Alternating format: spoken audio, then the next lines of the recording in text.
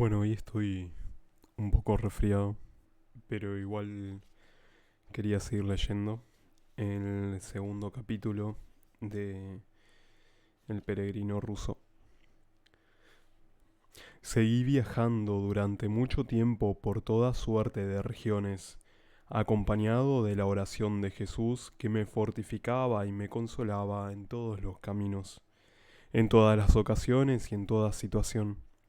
Al fin, pensé, que debía detenerme en algún lugar para hallar mayor soledad y ponerme a estudiar la filocalía, que solo por la noche podía leer, o durante la siesta del mediodía.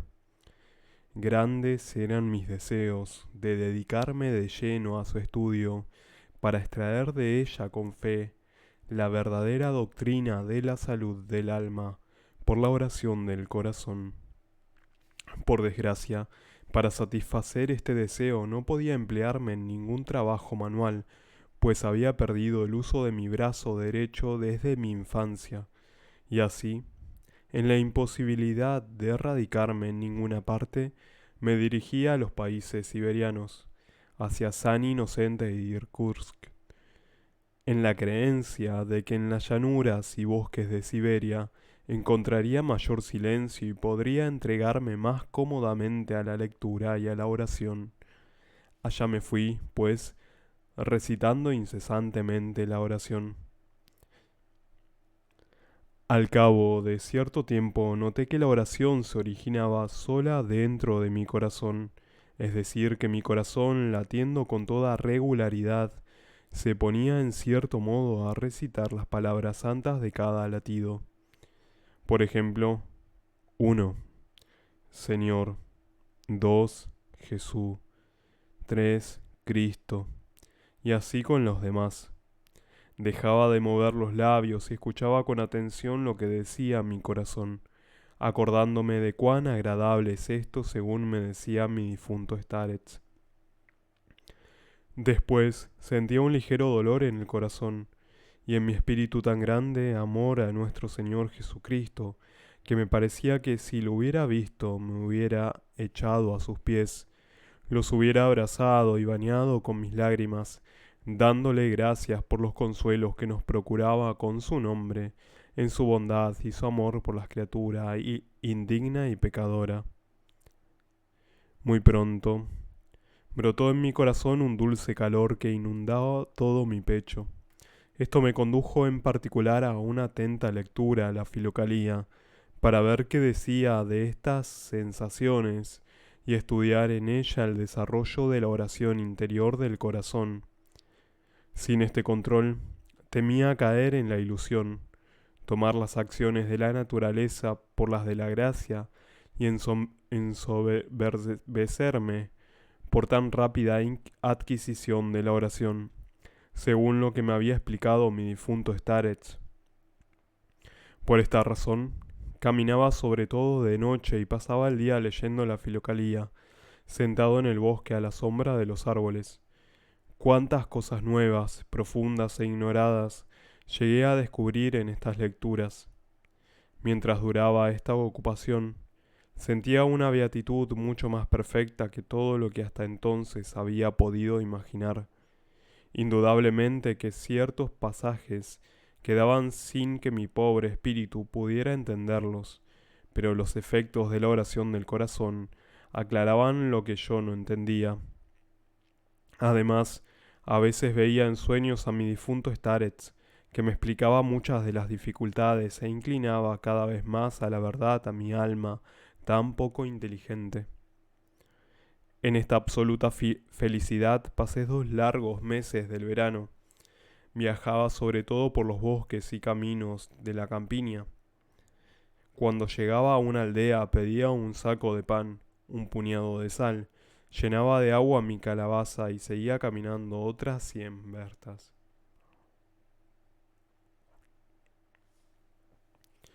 En castigo sin duda de mis pecados y de la dureza de mi alma, o para el progreso de mi vida espiritual, las tentaciones hicieron su aparición a fin del verano, y fue así, una tarde, que había salido a la carretera. Encontré a 2 hombres que tenían aspecto de soldados. Me pidieron dinero. Cuando les dije que no tenía ni un céntimo, no quisieron creerme y gritaron brutalmente: «¡Mientes! Que los peregrinos recogen mucho dinero».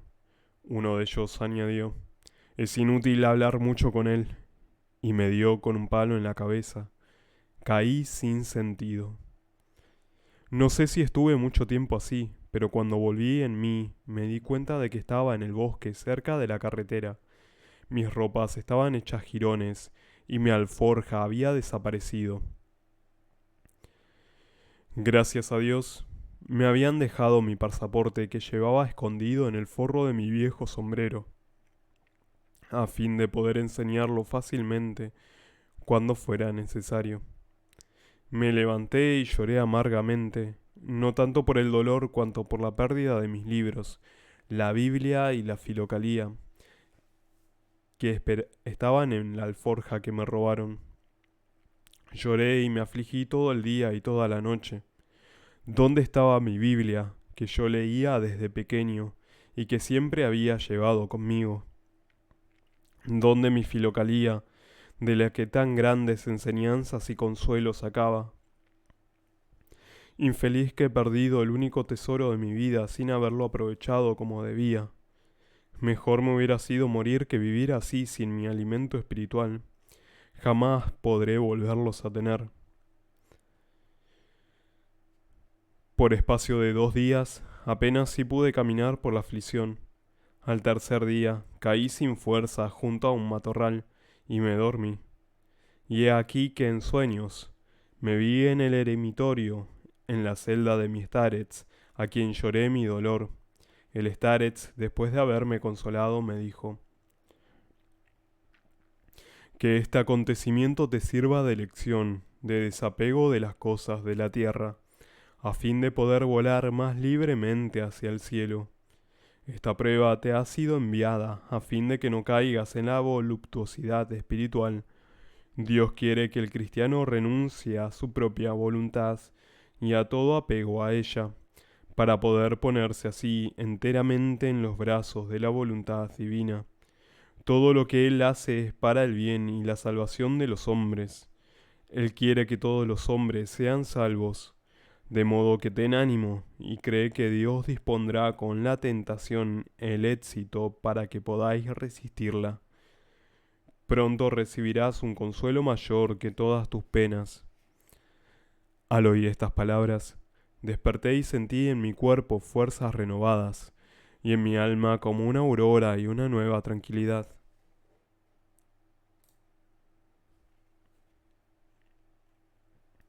«Que se cumpla la voluntad de Dios», dije.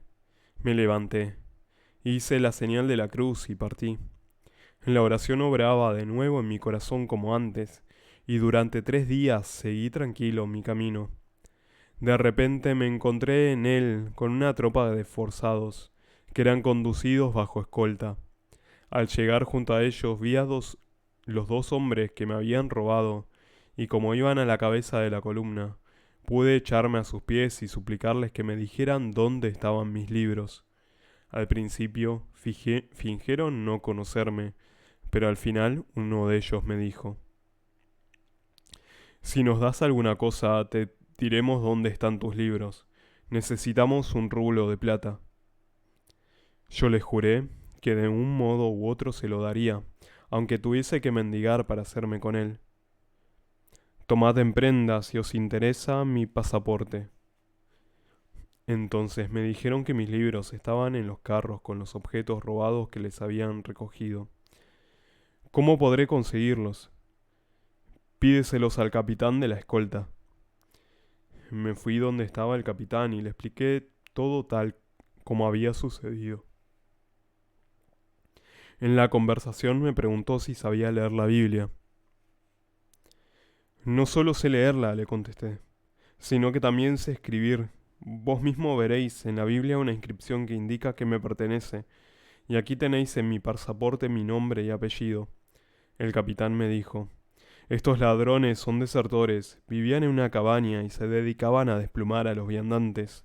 Un cochero muy hábil los detuvo ayer, cuando querían robarles su troika. Tendré sumo placer en devolverte tus libros si acaso están allí, pero tendrás que venir con nosotros hasta la posada. Estamos a 4 verstas solamente y yo no puedo detener todo el convoy para buscarlos ahora. Lleno de alegría me puse en marcha junto al caballo del capitán y fui conversando con él. Pronto me di cuenta de que era un hombre honesto y bueno, y que ya no era joven. Me preguntó quién era yo, de dónde venía y a dónde iba. Respondí a todas sus preguntas y poco a poco llegamos a la posada donde se hacía el alto. Fue en busca de mis libros y me los entregó diciendo: ¿A dónde piensas ir ahora? Es ya de noche y sería mejor que te quedases conmigo. Y con él me quedé.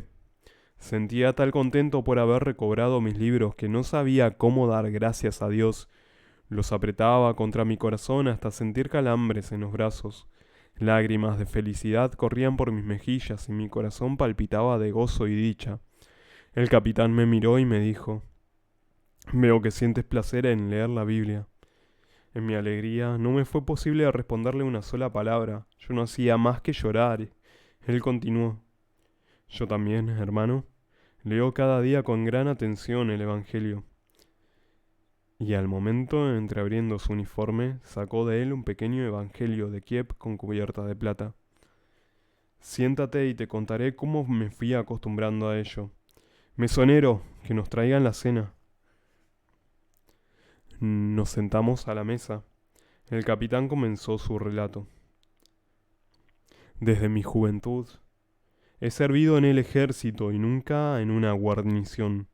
Conocía bien mi oficio y mis superiores me consideraban como un oficial modelo, pero yo era joven, al igual que mis amigos. Por desgracia empecé a beber y de tal modo me entregué a la bebida que caí enfermo. Cuando no bebía, era un excelente oficial, pero al primer vaso me volvía a beber.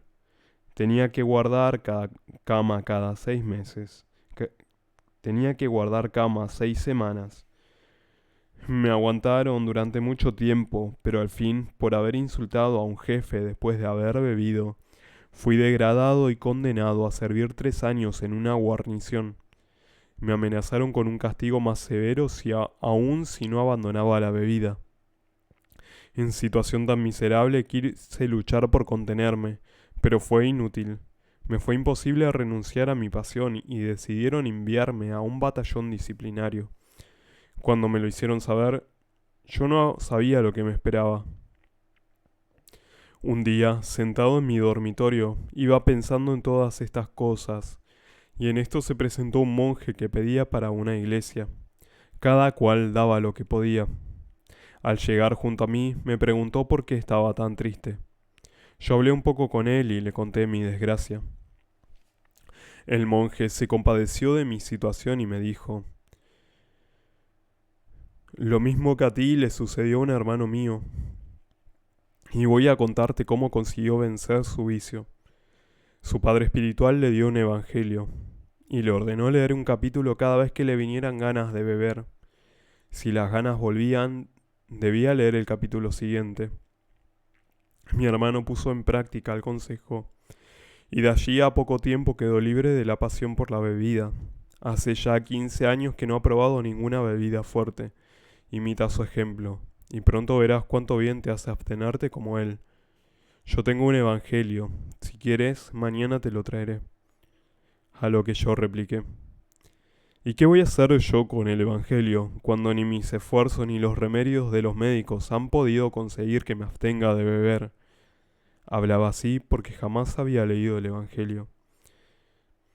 No digas eso, replicó el monje. Yo te aseguro que si lo haces lo que te he dicho, encontrarás provecho. Al día siguiente, en efecto, volvió el monje con el evangelio que aquí ves. Lo abrí, lo miré, leí algunas frases y le dije: No lo quiero, pues no entiendo nada, no estoy acostumbrado a leer los caracteres de iglesia. El monje continuó exhortándome, diciendo que en las mismas palabras del evangelio se encierra una fuerza bienhechora, porque es el mismo Dios el que pronunció las palabras que, que en él están impresas. No importa que no entiendas nada, basta con que leas con atención.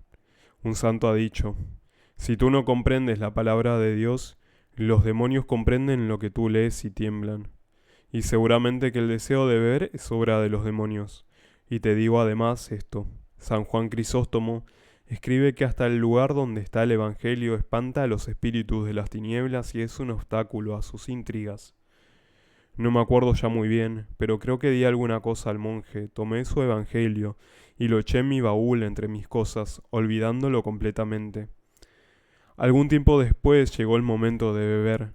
Tenía unas ganas terribles de hacerlo. Abrí el baúl para tomar algún dinero y entrar en la taberna. El Evangelio se me presentó delante de los ojos y acordándome de repente de todo lo que me había dicho el monje, lo abrí y comencé a leer el primer capítulo de San Mateo. Lo leí hasta el fin, sin entender cosa alguna, pero me acordé de lo que me había dicho el monje. No importa que no entiendas nada, basta con que leas con atención. Está bien, me dije, leamos un capítulo más. La lectura me pareció más clara. Veamos el tercero. Apenas lo había comenzado cuando se oyó una campana. Era la retreta o llamada de la tarde, y ya no había tiempo de salir del cuartel, con lo que me quedé sin beber por aquel día. Al día siguiente, por la mañana, estando para salir a comprar aguardiente, me dije, ¿y si leyese un capítulo del Evangelio? Después veremos. Lo leí y no me moví. Algo después tuve de nuevo ganas de beber, pero me puse a leer y me sentí aliviado. Me sentí fuerte igualmente y a cada salto de la tentación de beber lo vencía leyendo mi capítulo del Evangelio. Cuanto más tiempo pasaba, me iba mejor. Cuando hube acabado los 4 evangelios, mi pasión por el vino había desaparecido completamente. Me era del todo indiferente, y hace ya 20 años que no he llevado a mis labios ninguna bebida fuerte. Todos se extrañaron de mi cambio. Pasados 3 años, fui admitido de nuevo en el cuerpo de oficiales. Fui ascendiendo los grados sucesivos y quedé nombrado capitán. Contraje matrimonio con una excelente mujer. Hemos reunido algunos bienes y ahora, gracias a Dios, las cosas van marchando. Ayudamos a los pobres en la medida que nuestras posibilidades y damos alojamiento a los peregrinos. Tengo un hijo que ya es oficial y que vale mucho. Pues bien, después de que me puse bueno del todo, prometí leer cada día durante toda mi vida uno de los 4 evangelios enteros sin admitir dispensa alguna. Y así lo hago. Cuando estoy abrumado de trabajo y me siento muy fatigado, me acuesto y le pido a mi mujer o a mi hijo que lean el Evangelio junto a mí, y de esta manera cumplo mi promesa. En testimonio de agradecimiento y para gloria de Dios, he hecho cubrir este Evangelio de plata maciza, y siempre lo llevo sobre mi corazón. Yo lo escuché con gran placer y le dije, yo he conocido un caso semejante en nuestro pueblo en la fábrica. Había un excelente obrero, muy hábil en las cosas de su oficio, pero para su desgracia, bebía con demasiada frecuencia. Un hombre piadoso le aconsejó que cada vez que le viniesen ganas de beber aguardiente, recitase 33 veces la oración de Jesús en honor de la Santísima Trinidad y en memoria de los años de la vida de Jesús sobre la tierra. Y no es esto todo. 3 años después entraba en un monasterio. ¿Y qué vale más, la oración de Jesús o el Evangelio? Ambos son la misma cosa, le respondí. El Evangelio es como la oración de Jesús porque el divino nombre de Jesús encierra en sí todas las verdades evangélicas. Los padres dicen que la oración de Jesús es un resumen de todo el Evangelio. Después de esta conversación dijimos nuestras oraciones. El capitán comenzó a leer el Evangelio de San Marcos desde el principio. Yo lo escuchaba haciendo oración en mi corazón. El capitán terminó su lectura a las 2 de la madrugada y nos fuimos a acostar.